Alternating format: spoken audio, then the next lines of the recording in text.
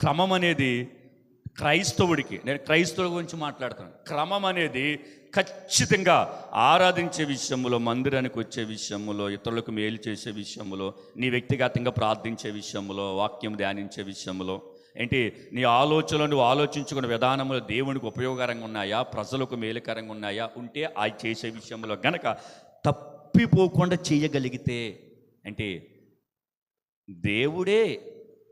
దేవుడే మనలను ఆయన పిలిచి ఎవరికి తెలియని ఒక కొత్త పేరుతో మనం పిలుస్తాడని బైబిల్లో ఉంది కదా.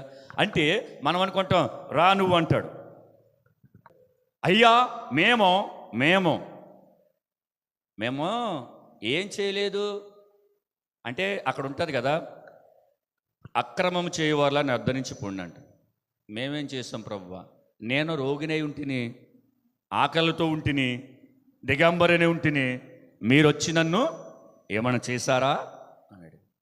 అబ్బాయి నువ్వు ఎప్పుడు వచ్చావు మేము చేయటానికంటే, అటువంటి వాళ్ళు మీకు కంటబడినప్పుడు మీరు చేయలేదు, అది అక్రమం ఎలాగో వాళ్ళని అడిగితే ప్రభు ఏమన్నాడు, బేదలను కటాక్షించండి అన్నాడా లేదా? మనం ఏం చేస్తాం తెలుసా, మనం అన్నాము లేదు తెలియదు కానీ ఎవరైనా వచ్చి మనం లేదని అడిగితే సెంటర్లో ఎక్కువైపోయి ఈ మధ్యనేళ్ళం పొర్రపాటున మాట అనొద్దు సుమా.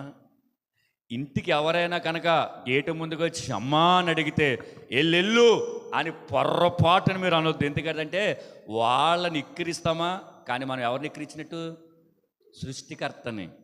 బేదలను ఎక్కిరించేవాడు సృష్టికర్తని ఎక్కిరిస్తాడంట. మీకు ఒకసారి చెప్పాను, అంటే వెళ్ళమ్మా అని అన్న కాదు, దేవుని వెళ్ళవయ్యా అన్నట్టుంటుంది. అలాగే ఎలాగుంటుంది తెలిసినప్పుడు శిక్ష. కాబట్టి ఎవరు మన ఇంటి ముందుకు వచ్చినా, అసలు మన ఇంటి ముందుకు వచ్చి అమ్మ అని అడిగితే చెప్పమంటారా, ఆ రోజు మన స్థితి బాగాలేదా, మన స్థితి కంటే వ్యక్తి స్థితి బాగాలేదు కాబట్టి మన గేటు ముందుకు వచ్చాడు, అది గుర్తుంచుకోండి. లేదని ఒట్టి చేతులతో పంపొద్దు. అసలు ఒట్టి చేతులతో మీరు పంపారంటే పరలోకములు మీ ఫలము మీరు దాచుకోలేదు.